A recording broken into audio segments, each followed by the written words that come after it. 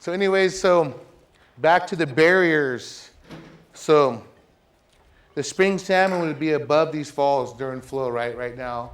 But as it gets into the summer, the water drops, and it keeps the fall run just separated. So they went through and they blew all these falls, trying to just take care of manage for the fall run, obviously, not knowing about the spring run. And so now we got all these fish mixing, all these fish like taking over the habitat where it wasn't like that before. And even the summer steelhead could have been affected by this too, because the summer steelhead are really low in this area where they used to be really abundant. And they're kind of summer steelhead and the spring salmon kind of have the same life history. They go way up early and hold out headwaters, and probably is affected by all the falls and the barriers being blown. So we have this one idea, is like, how are we gonna put back the barriers to separate the fish again, because they need that. The spring salmon need to have their habitat, especially now that the water's getting low and the habitat's starting to deteriorate, and as much as there used to be, the spring salmon really need, we've been thinking like, what are we gonna do for the spring salmon? But how in the heck do you put barriers back in? I know one time we were at a meeting and this guy had this idea of putting these inflated barriers out there. You just blow them up for the time so the fall don't get out there and just inflate them. And I thought maybe that might work, but it's, if you think about it, that was a big mistake they did back then. And it was a great idea at first, but it was a huge mistake. And I could, growing up doing fisheries, I could remember like, one year we put all these log enhancements in. 2 years later, they said it wasn't good, so we pull them all back out. Like, man, what are we doing? Like, John probably remembers that stuff. He's probably pointing me to work. So yes, spring salmon, that's our big issue here in the Klamath right now. So on the Salmon River, I started doing these surveys, 20-something years ago. We used to count a few thousand spring salmon up there, including Willie Creek and a few tribs around. Last year we counted total, was it less than 100, Regina? Yeah, way less than 100 total for the whole system. So I'm talking like this year they might be gone. This year they could.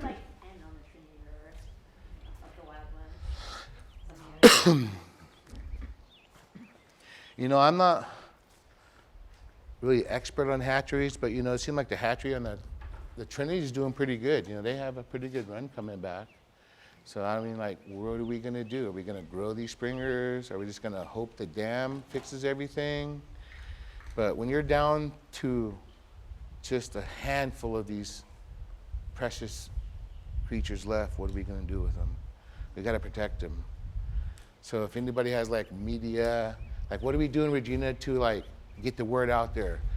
Spring salmon are illegal to catch in this area. But nobody, how do you take that a lifestyle away from people? That's their way of life. They eat those fish, that's what they do. They're part of their ceremonies. You can't take away their ceremonies.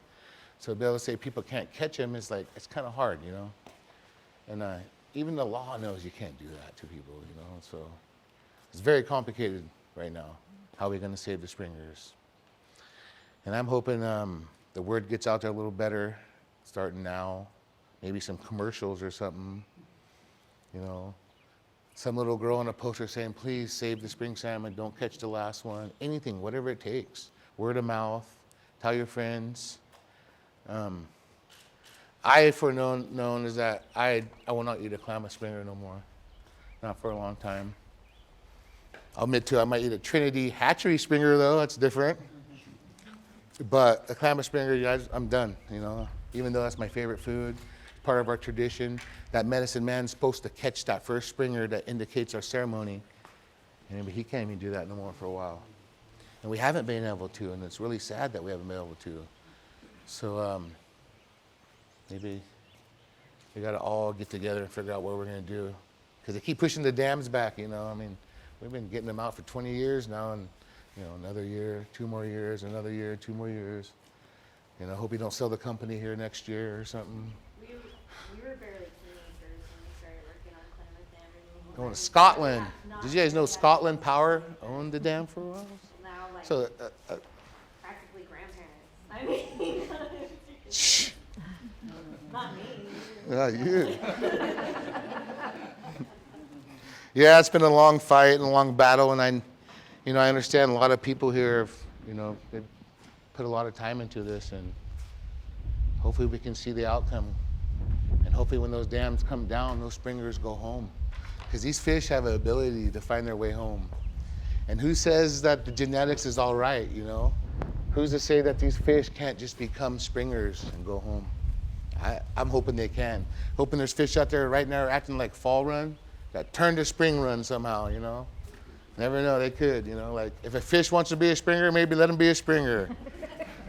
So, who's to say, DNA can't control that. They do have recessive springers. That's what I'm saying, these fish know what they're doing. Hopefully we just let them go home. Yeah, We've been saying that for years, just let them go home, man. And hopefully that solves a lot of the problems, We're hoping. I got just an observation, in salmon country, they always talk about the 4 H's, hatcheries, harvest, hydropower, and habitat, but in reality, it's just habitat. And unfortunately, with settlement, with colonization, it's all about destruction of habitat. And one of the things that I observed, and somebody said, the beavers are very important. Well, that was one of the first things to go. Yep. But who's bringing them back? Right. There are no We gotta get it- hatcheries for beavers. They're on the nuisance pet list. How we get them off that? I know a lot of tribes are deep into hatcheries. Has there been any thought to seeding beavers and just put them out there? And the porcupines. And the porcupines.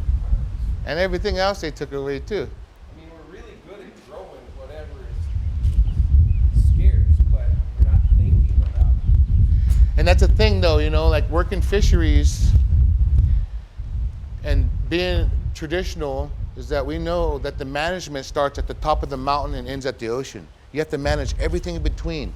And that's where the management went wrong. They managed for timber. They managed for gold.